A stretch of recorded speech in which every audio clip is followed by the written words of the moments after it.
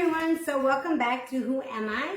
So if you had guessed Queen Victoria of the United Kingdom of Great Britain and Ireland, then you were correct.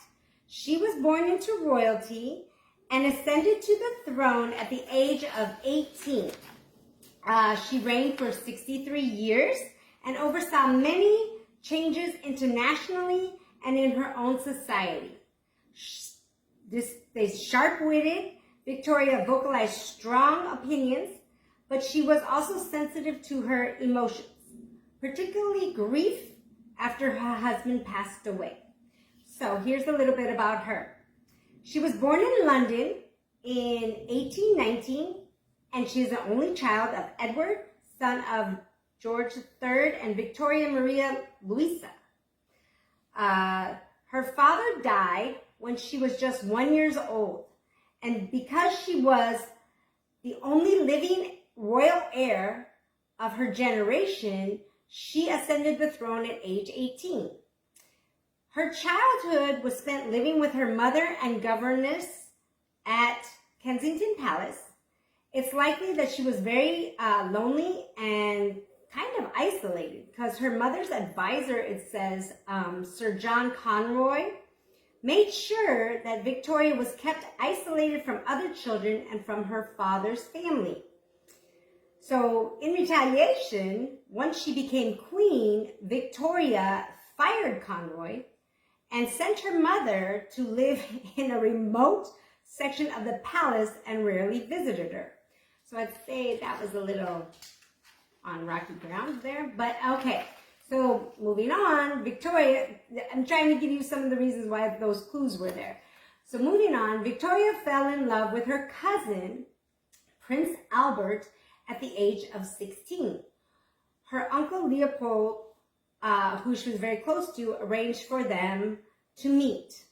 And they married in 1840, 3 years into her reign. The couple had 9 children.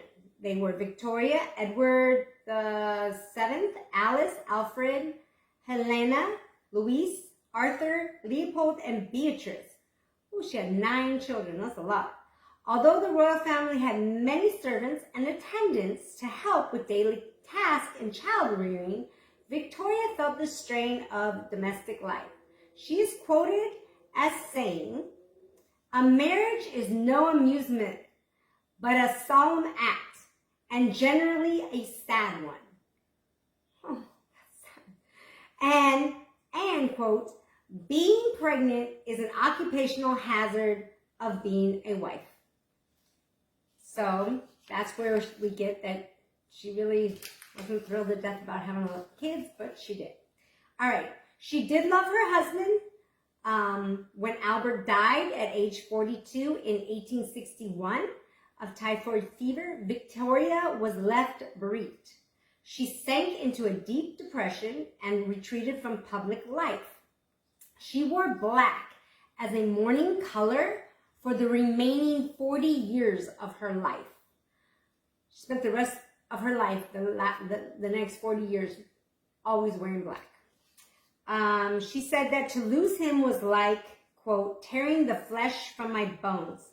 And she, as it states, she did retreat from public life. She imposed mourning rituals on her family and friends that were so prominent, long, and drawn out that practices of grief became one of the characteristics of the Victorian age.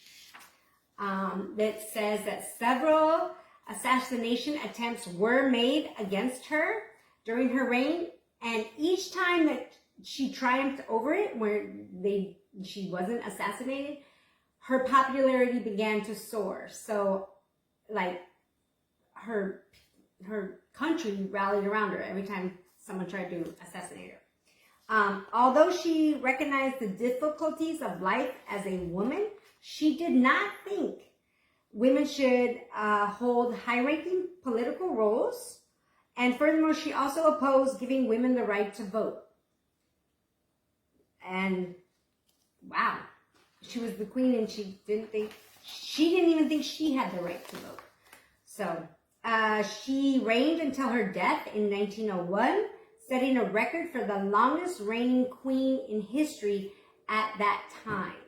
So, and her great-great-granddaughter, Elizabeth, would surpass her record in 2015. So just a little few more facts about Queen Victoria that are a little interesting is that Queen Victoria was the first reigning monarch to use trains beginning in 1842.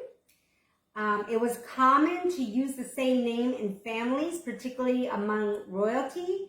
At that time, Victoria was named after her mother and in turn named her first daughter Victoria as well. Victoria proposed marriage to Albert. Because she was the queen, he could not propose to her. She had to propose to him. But just remember, she wasn't allowed to vote though. Okay. The queen had a big personality, but her physical presence was small. She was barely 5 feet tall. Queen Victoria was the first known carrier of hemophilia, a blood clotting disorder caused by a mutation on the X chromosome that can be passed through the mother's bloodline. Because at that time, people often married within small circles of family and royalty, and she married her first cousin, for example, the affliction appeared frequently among rulers throughout Europe and became known as the royal disease. Also, Queen Victoria and her daughter Vicky remained close even after the younger married and moved away. They wrote each other constantly, sharing advice, confessions, and observations. Approximately 8,000 of those letters remain today. So, if you had guessed Queen Victoria, you were correct. I didn't know all that about her. I knew a little bit, but not all of that. These are very fun to go back into history, kind of try to remember things. So I hope you enjoyed Who Am I Today? If you got it, that's great. If not, we all learned something about Queen Victoria. I hope you enjoy your day.